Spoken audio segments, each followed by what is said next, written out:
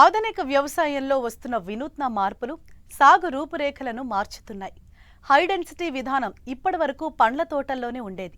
కానీ గత ఖరీఫ్ నుండి పత్తిలో కూడా ఈ విధానాన్ని తీసుకొచ్చారు శాస్త్రవేత్తలు.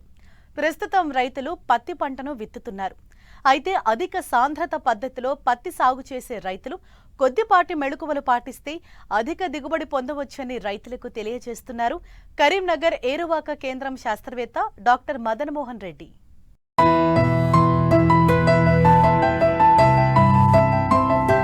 ప్రపంచంలో పత్తిని పండించే దేశాలలో భారతదేశం అగ్రస్థానంలో ఉంది.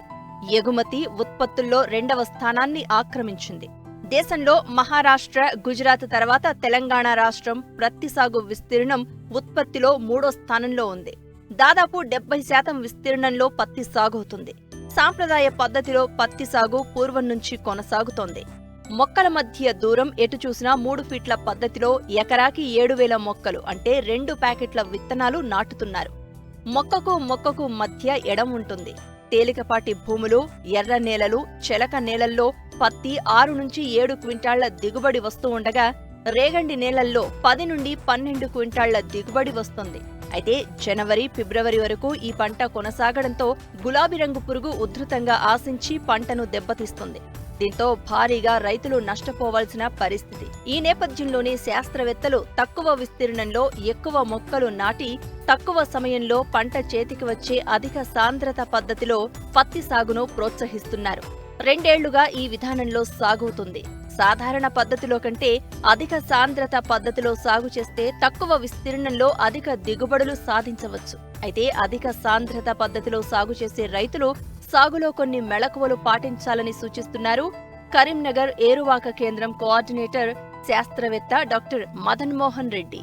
ఈ రోజు మనం అధిక సాంద్రత పత్తి సాగులో మెళకువల గురించి తెలుసుకుందాం.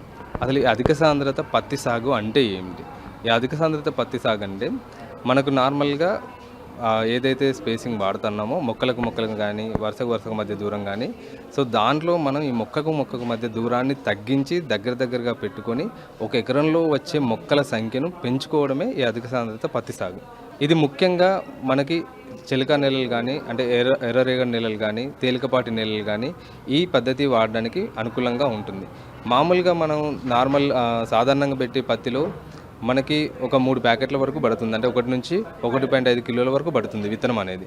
ఈ అధిక సాంద్రత పత్తి సాగులో 5 ప్యాకెట్లు దాదాపుగా 3 నుంచి 3.5 కిలోల విత్తనం అనేది ఈ పద్ధతిలో మనకు వేసుకోవడం జరుగుతుంది. మొక్క అనేది 100 సెంటీమీటర్లకు మించి పెరగకూడదు, అదేవిధంగా గుబురుగా కూడా ఉండకూడదు.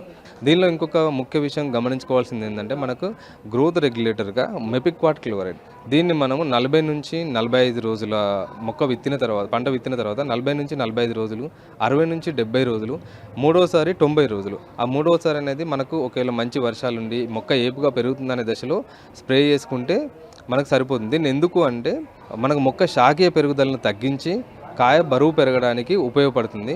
సో దీని ద్వారా రైతులు మనకు ఎక్కువ దిగుబడి అనేది పొందడం జరుగుతుంది. సో ఈ మొక్కలు విత్తేటప్పుడు రైతులు ఏం చేస్తారు, మన నార్మల్ సాధారణ పద్ధతిలో వరుసకు మధ్య 120 సెంటీమీటర్లు 90 సెంటీమీటర్లు ఫాలో అవుతారు. అదేవిధంగా మొక్క మధ్య 60 సెంటీమీటర్లు 30 సెంటీమీటర్ల వరకు ఫాలో అవుతారు. ఈ పద్ధతిలో మనం ఏం చేస్తున్నాం, సాలుకు మధ్యలో 90 సెంటీమీటర్లు, మొక్క మధ్యలో 15 సెంటీమీటర్లు 10 సెంటీమీటర్లు కూడా మనం దీనిలో ఈ పద్ధతిలో ఫాలో చేయాల్సి ఉంటుంది. దీనివల్ల మనకు మొక్కల సంఖ్య పెరగడం అనేది అంటే ఎకరాకి మొక్కల సాంద్రత అనేది పెరగడం ఒకటి ఇంపార్టెంట్. దాదాపుగా చూసుకున్నట్టయితే ఒక 100 సెంటీమీటర్ల మొక్క పెరిగి ఒక చెట్టుకు 15 నుంచి 20 కాయలుండి ఒక కాయ బరువు 4 నుంచి 5 గ్రాములు వచ్చినట్టయితే ఈ పద్ధతిలో దాదాపుగా ఒక రైతుకు 12 నుంచి 14 క్వింటాల దిగుబడి అనేది రావడం జరుగుతుంది పత్తిలో. సో కావున రైతులు ఈ పద్ధతిని విరివిగా ఉపయోగించుకోవాలి. ఇంక ముఖ్యంగా ఏంటంటే దీనిలో న్యూమాటిక్ ప్లాంటర్ అంటే ప్రెసిషన్ న్యూమాటిక్ ప్లాంటర్ అనేది మనకు పత్తి విత్తనాలు వేసుకోవడానికి ఈ పద్ధతిలో వేసుకోవడానికి మనం తీసుకురావడం జరిగింది. ముఖ్యంగా మన వ్యవసాయ పరిశోధన స్థానం కరీంనగర్లో కూడా ఈ న్యూమాటిక్ ప్లాంటర్ అవైలబుల్లో ఉంది. ఇంకా ముందు కూడా మనకి ఈ హార్వెస్టర్స్ కూడా అందుబాటులోకి వస్తాయి. సో ఈ పద్ధతిలో మనము 1 నుంచి 2 సార్లు మాత్రం పత్తిని ఏరడం జరుగుతుంది. మిగతా పద్ధతిలో చూసుకున్నట్టయితే 3 సార్లు 4 సార్లు కూడా పత్తిని ఏరుతారు. అంటే 180 రోజులు 190 రోజుల్లో పంటకాలం పొడుగుతుంది. దీంట్లో మనం 150 నుంచి 160 రోజులలోనే పత్తి అనేది ఏరడం జరుగుతుంది. 2 దఫాలకి మనకు అధిక దిగుబడి అనేది రావడం జరుగుతుంది. ముందుగా పత్తిలో ఈ పంటను కూడా ముందే తీసేస్తాం. అంటే దీన్ని తీసేయడం వల్ల మనకు 2 రకాలుగా లాభం అనేది ఉంటుంది. పత్తి పంటను ముందుగా తీసేస్తా ఉన్నాం. ఒక 1 మంత్ మనకు ల్యాండ్ ప్రిపరేషన్ చేసుకుంటే జనవరి 15 అంటే సంక్రాంతి నుంచి నువ్వు పంటకి ఆ పత్తి తర్వాత నువ్వు పంట వేసుకున్నట్టయితే మంచి దిగుబడి పొందే అవకాశం ఉంటుంది. రైతుకు అధిక ఆదాయం వస్తుంది. భూమి కూడా మనకు ఖాళీగా ఉండదు. అలా కాకుండా మనం ముందే తీసేస్తున్నాం కాబట్టి గులాబీ రంగు పురుగు ఉధృతిని కూడా మనం చాలా వరకు తగ్గించిన వాళ్ళం అవుతాం. కావున రైతు సోదరులందరూ ఈ పద్ధతిని పత్తి పంట వేసే వాళ్ళు ఈ పద్ధతిలో చేసుకున్నట్టయితే ముఖ్యంగా ఎర్ర నేలల్లో వేసే రైతులు ఈ పద్ధతి ద్వారా వెళ్తే మంచి దిగుబడులు పొందే అవకాశం ఉంటుంది.